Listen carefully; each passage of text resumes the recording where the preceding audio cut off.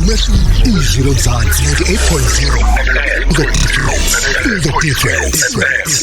Akho izwi lomzansi 98.0 hleleni lakho imbizo eyasibingelela udokotela ke uZulu Mageba sakubingelela bhuti njengoba Mkhize hamba kahle mnumzane siyaphila njani no si right mfethu hawu number 1 sure siyabonga okay konje usebenzela kuphi Skamashu ka Vincent eTolo okay si section kaMashu oh yes, okay yes, yeah. Lapha ka wise man as well yeah ka wise man yes okay kulungile mfethu so namhlanje sibheka indaba ye stroke uyabona abantu abaningi okay yini stroke lo mbuzo ngivele ngibuza nje kanje ukuthi yini stroke kahle yeah indaba ye stroke vethi inkulu nje manje yazi inkulu kakhulu ngizokuneza ama stats nje mbala but i stroke kusuke iphathi yengqondo ingqondo is sensitive to oxygen iyakudinga nje umoya namanye nutrients o glucose nani so kuba khona iphathi yengqondo engalitholi igazi okay ngezathu ezihlukene usually either uyopha semthambo wegazi vele uqhume bese kuchitheka igazi then lingabe sakwazi ukudlula liyofika la liyakhona manje i hose pipe nje ngivele ngiyibhoboze kuchitheka amanzi awasafiki la efanele la beyakhona ekuqaleni so that's one way kuyakwenzeka ihluli kuwona umthambo wegazi still makwenzeka ihluli remember now kuzovaleka ke manje la then manzi ihluli asakwazi igazi ukudlula selivinjwa leli hluli lingabe safika ngala then ayisayitholi ke manje ingqondo lengala igazi na oxygen na zonke lento zakhona ke fanele ithole then as a response to that depend ukuthi kuthinteke yipi part yengqondo izobe sekuvela ke impawu ze stroke thina sibe sikubona sichaze njenge stroke uyabona so basically nje inkinga imthambo wegazi nokuhamba kwegazi ukugcina sekucompromise okanye kuphazamisa ukuhamba kwegazi kuyofika kwi target organ which is the brain okay yini engalidelisa ekutheni kuze kube ioxygen ingafiki kahle lapha ya kungqondo yiyo le flow le imthambo wegazi so izifo ezophazamisa imthambo yegazi zizokunikeza zokulidela kwi stroke so ama complications azo isona stroke Thanje ubeke isithombe nje manje nomlaleli I stroke manje ngokwama statistics isinawo so number 2 as a cause of death ayo secondary to HIV and its complications but number 2 so it's quite a big problem and also mabe estimate akona article nje ngo 2021 ibikhuluma nge stroke but you get about 75,000 people suffering from a stroke abatholi stroke ngonyaka now that's a very big number I mean 75,000 per year which means if you go to lokhuluma kwethu today ngwasikhuluma nje manje on live if we can reach to these people we can prevent stroke ezu 75,000 per year depending ukuthi sithinta bangakanani obviously but nje so inkinga enkulu ebalekile and I think that's why kwi calendar le health ukuthi asiqwashise nabantu nge stroke ukuthi sinkinga kangakanani and the stroke in Germany by the way kuthiwa 80% of stroke ziyavimbeka ngamazi if you can do it iphathi singayidlala thina singayigwema lezo stroke so manje wasiba nenkinga egwemekayo ngoba siyakwazi ukugwema ukuqwashisana nje and then ke senze sure ukuthi siyavimba then impilo yashintsha altogether so nje inkulu kakhulu kubalekile nje man and then kuzona stress siya singakubangela sekutheni ube ne stroke singaba nomthelela yes kodwa izinto esasibheka kakhulu okay things the content engazuyishintsha vele like your genetic kama uzalwa kuphi if une family stroke you are likely to have a stroke now say umzali wakho ube ushone from a stroke then there's a big chance ukuthi you can have a stroke now but get depending okay genetic factor is one of the things but ezinye izinto kunezifo nazo futhi rana in the genes umuntu mene BP okanye makune family history ye blood pressure vele imbeka leyo umndeni nayo isengcupheni enkulu kuba ne BP but ukuba ne BP does not mean uzoba ne stroke which is why sifuna ukuthi BP sibone before izibe nama complications and that way sivimbe stroke so yes unfortunately so iBP ingamthana nestress stress ihambele sodwa it can put you at risk kenze ungabi ne risk factor nje mana ngikhuluma iqiniso nje kenze futhi umuntu abe nayo risk factor abe naso futhi stroke you understand so if family history yodwa is not the only determinant ukuthi uzoba naso mangeke uzobe naso enhlobo kenze istroke kanye iBP iqale ngawe kwi family bengekho umuntu omunye before emndenini owayenaso okanye wayenayo iBP yes and also into futhi ethusayo younger people are having a stroke manje. I think khona kwafika nalo futhi last years iminyaka lesidlule ukuthi ucwaningo levels ukuthi abantu abasha manje they're getting more heart problems, okanye i-stroke nama cancer nani lifestyle. But now yes kuza kwi lifestyle. Kuza kwi lifestyle unfortunately. So ushukela very big problem nayo, because remember to ushukela again ushukela ngokwawo usubamba kahle so control amaphilisi ngeke uzokuneza ama complications. Remember ukuthi ushukela uzothinta izinto, uthinta inhliziyo, uthinta ingqondo, uthinta imithambo yegazi kahle then uyiphazamisa imithambo yegazi oya ekhanda then uzoba ne stroke. Uphazamisa imithambo yegazi enhliziyweni alisaflow igazi lenhliziyweni, ama coronary vessels mancane uzoba ne heart attack, myocardial infarction ngesingisi. Uma kuthi uphazamisa imithambo yegazi eyinsweni then ziyaphazamiseka izinto azithola igazi kahle, ayisasafe ngendlela then soba nenkinga yezinto. So but makuthi i-original problem kulowo muntu bekuyi BP, I mean bekuyishukela, then isimfaka engcupheni lezi inkinga zonke including stroke. And now majina makuthiwa umuntu bene BP 1 ushukela, zo2 lezifo zinengcindezi kuona wonke lama organs nemithambo yegazi. So again kuzokufaka engcupheni. So ke lezi nje zo2 nje i-lifestyle ihamba phambili kuzona, because depending ukuthi udlani sawuthi ushukela, I mean ku BP, high salt intake, amanzi ayagcineka emzimbeni, yanyuka i-blood pressure, ifinga control amaphilisi awathathi, okanye awakazi une BP, khona sowengenazi engazi ukuthi une BP, abone sebona ngasi stroke, esizama ukugwema futhi wakona lokho. Kodwa yazi dokotela ukuthi mina ngiyikholelwa lesi ekuthena umuntu bengazi ukuthi une BP. Okay. Uyabona? Ayisho njalo, Ngoba kunama signs akhona. Uyabona umzimba wakho uyakutshela. Okay. Uyabona kunezinto oyizwayo ezingekho normal ngomzimba wakho. Yes. Uyabona? Ngikwenzela isibonelo, njalo uhlezi uphethwe ikhanda. Yabo and I understand ukuthi yini uphethwe ikhanda. Kulungile uyithathe i-disprin noma yini lo ithatha lesikhathi kube right. But once yaphela egazini nali ikhanda likhona. Uyabona? Noqinisile, yes. Zonke lezi zinto lezi ushiselwa ngokweqile. Uyabona? Zonke lezi zinto ziningi ziyenzeka but awuyinaki. Yes. Uyabona kuba nohlambe into engaleso sikhashana. Uyabona mhlambe kunezinto ezikuhlabayo Samuela ngasenhlizweni noma and uthi yazi nepain engilwe ngizwa la manje angazi kwenzakalani. Uthathe le nto engaleso sikhashana leso uyabona. Yabo so ingawo ngithi angikholelwa leyo ukuthi athi umuntu hayi mina bengingazi ukuthi ngine BP. No ngiyakubona uqhamuka kuphi nje manje. Uqinisile futhi. I think abantu banesibindi kahle. Abanye bazobabuza ku Facebook umuntu who's not qualified to give an opinion. Uthi angilongini inhlungu la. Waye nginesilonto engaphandle even. Angilisona amaziphila angazi kwenze njani but uhleli naso kodwa. So njengoba usho yes kukhona ukuthi ziba non specific. Like ushukela ne BP for example singafika kwezinye zizokunezimpa ongazoyiqonde ongeke uzuyiqonde kahle ukuthi zisho ukuthini. Kodwa uma usufika kwezempilo whether uye clinic noma esibhedlela then sifike thina lezi zinto ngisimufe senza ama vitals hamba kubona uma ufika esibhedlela na uzibuza njalo ngifika ngiphethwe ikhanda ngiphethwe unyango ngiphethwe yini uqala kuline we-BP uqala kuline kashukela ngoba siyazi kubaleka kangakanani.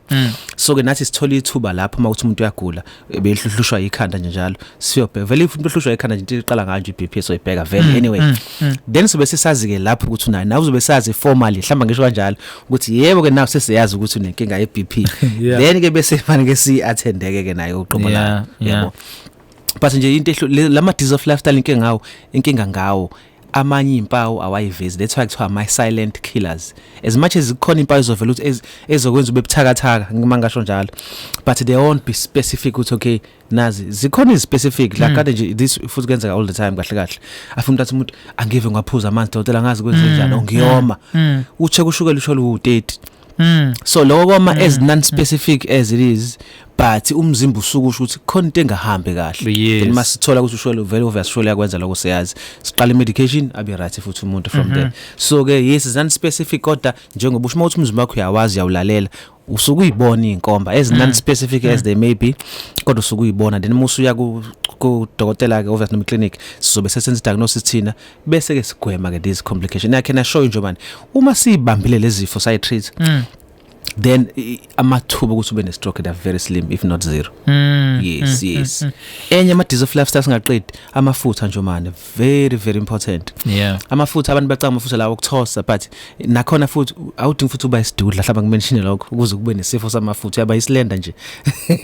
Ngabuka makhelwane. Awuyajima ujunior gym. But uthola cholesterol iphezulu. Ibalekile nakakhulu so siyasenza igazi sibheke ukuthi ayikho so kuyahambisana nayo imagine lifestyle remember ukuthi ukudla sikudlayo indlela esenza ngayo indaba okujima mention but lifestyle yonke diet exercise sedentary lifestyle yonke lonto izoba nomthela kulezi zifo engisayibalile zonke shukela iBP so kenze ube nebhadi ube nazo zonke kenza mhlawumbe ube nesodwa sazo but either way nje kuthiwa sisodwa siyingozi enkulu too ukuthi sibange le ndaba kashukela stroke. All right umsakazo wandaba mhlawumbe uzongikhohlwa athi smoking very important. Ugwayi mfethu unomonakalo omkhulu saxoxa futhi ngawo kwimthambo yegazi. Nangoba unemthela kumthambo yegazi uzothinta entathe ngisho again ama vessels coronary vessels or even ama vessels ekhanda and then ukufaka engcupheni ukuthi uthole istroke plus other conditions ngaphezulu. So nayo it's a known serious big problem elidele ekutheni umuntu ayithole ne stroke. Uke wakunotice ngazi noma ukakunotice yini ukuthi abantu abaningi abathanda ukubhema ugwayi noma ababhema ugwayi bane BP.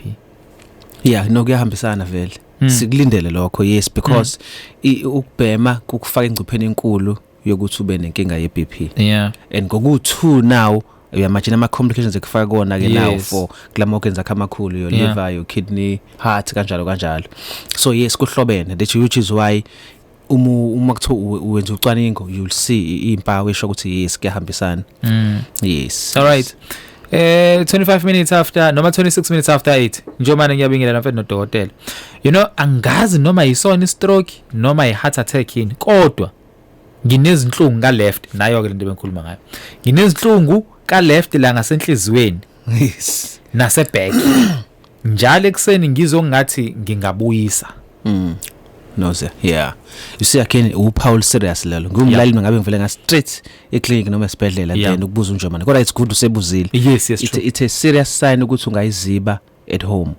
Uma efika esibhedlela sizofika or eclinic wherever kuma rooms sizofika simhlole sibheke zonke lezi zinto and we can go as far as uyobheka inhliziyo contact ECG mhlawumbe ukubona sixhumisa izinto eziningi la 12 amalithi bese vele emshinini sibheke ukuthi inhliziyo yakhe right yini but ku examination yethi izodetermine ukuthi what test esoyenza but kubaleka usibheke inhliziyo yakhe njani kahle kubaleka sibheke iBP yakhe njani kahle kubaleka sibheke ushukela sithatha ihistory yabhema umuntu wesifazana ama contraception yawusebenzisa yini by the way nomkhonto ngisase ngwabanga ngoba sengizofika kumuntu wesifazana now that's why umuntu mezodla amaphilisi okuprevent we check blood pressure balekile sibheke ifamily history ukuthi akekho umuntu ekhaya kwaba nesifo samahluli because umuntu nesifo sehluli DVT izokufaka at risk of having ihluli enhlizweni or ihluli ekhanda nakuphi so we always check. So now bakuthi udokotela abantu besifazana usekhuluma ngalabantu laba abayithatha serious impilo yabo ukuthi umuntu mezothatha amaphilisi okuhlela. Yes aqale kudokotela not ukuthi uvela uye kwi counter uthi ngiyofuna amaphilisi okuhlela bese abakuniki vele anyway which is good.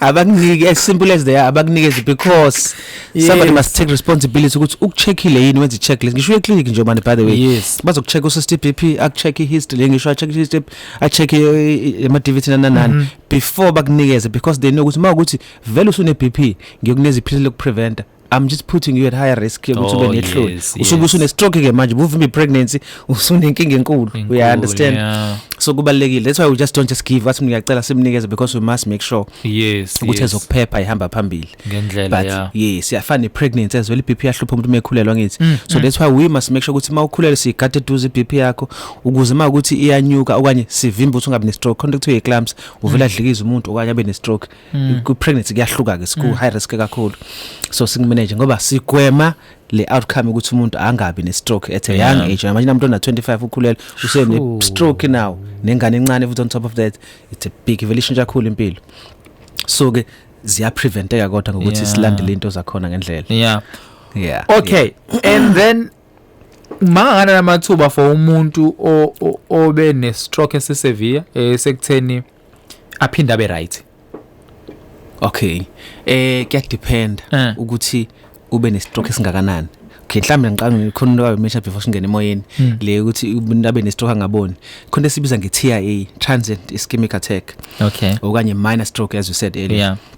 Liyaphazamiseka iflow yegazi but somehow kuphinde kurestore. Asenze nje ukuthi ube nehluli lasuka futhi okanye la dissolve. Then igazi liqhubeka flow angithi. Yeah. But impawu depend bekuthintekeni. Mhlawumbe uzoba nezimpawu ethi mhlawumbe uthi speech siyathinteka okanye mhlawumbe ubuso mhlawumbe shape iyathinteka okanye weakness on one side or both sides depend ukuthi kuthinteke kuphi. Yeah. So that can recover depending ku size nokuthi bekuyini inkinga. Okay. Abi right futhi normal 100%. But omunye mebe nesikhulu okanye yanga restoresheka kwangabuyela igazi la flow ngendlela. Unfortunately impawu ziya ngizothini impawu zaso ziba severe zimphazamise kakhulu futhi. Which is why mawuthi ube ne stroke sifuna ukuthi ufike esibhedlela ngokusheshsha because kunesikhathi esisibekile ukuthi sikwazi ukuthi senze ama interventions athile ukuthi i-function ibuyele esikhathini endlela ibuyele la khona before abe ne stroke. Yeah. So we manage that and also futhi bese treat the condition le eyenza stroke in the first place. Otherwise usengcupheni uthathola stroke sesibili ke futhi. You can have stroke 2 or 3 or more even depending ukuthi indaba ihamba kanjani. Sure. And also stroke futhi siyabulala izwe khona uvula shayo stroke avela shona indaba yenyoni manje before after yes. Umuntu ushawe inyoni avula shona same time. Maybe ne stroke is massive kakhulu then unfortunately you can pass on ngaleso sikhathi stroke. More survivile then depending how big ungaba nama complications aso. Ukuthi akwazi ukuhamba usudinga wheelchair and kuzaqhubeka kanjalo izinto. Okay. Wena ubhuti wamashawa stroke usena 2 years kuze kube imanje akakwazi ukuhamba futhi akakhulumi. Yeah. Uthi ngasizala kanjani? I think lento kade mention yes. So ideally befana esibhedlela as soon as a shower stroke so let's khona team to rehab team esibhedlela. Yeah. Khona physio, OT, speech, dietetics kanjalo. So bayakusiza so ubona udokotela at the same time sibabiza nabazi ukusiza ngosokulula ngesizulu. Yes. But to try and help umzimba ukuthi ubuyele back to function while is stroke. So uma sekuyiminyaka it's a bit difficult to reverse le process. Yeah, ngibona 2 years umuntu. Kodwa nje ideally as soon as bona impawu ze stroke okanye sifuna usivimba sesenzekileke run esibhedlela soqhubha thina ngendlela yethu Yeah. Kodwa ke mhlambe angaya khona esibhedlela. Usengaba am-assess and then bazokwazi uku-advise kahle ukuthi khamba kanjani izinto. Okay. Kulungile ngiyabona imibuzo yabantu lamningi first and second week of inyanga siba nodokotela so I think next week sizoba ne open line right so bane open line next week wesokhuluma thatha khona imibuzo ke yakho engage ke nabo dokotela mfethu asibonge kakhulu Mageba sibonge mfethu ngicela ungiphi inombolo njobani 073-849-1199 073-849-1199 Mageba siyabonga thank you sir.